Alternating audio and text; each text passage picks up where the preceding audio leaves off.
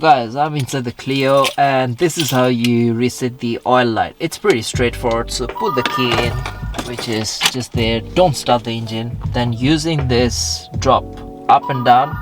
So let's go back. I should see service interval. There we go. Once you see that, then you keep holding the upper arrow and then it will get into the service interval. Yep, there we go. Now that's when my next service is due, but I've already done the service. As you know, I like to do my service a bit earlier. So I'll hold the upper stalk again.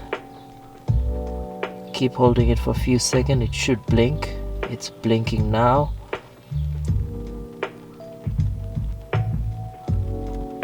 Right.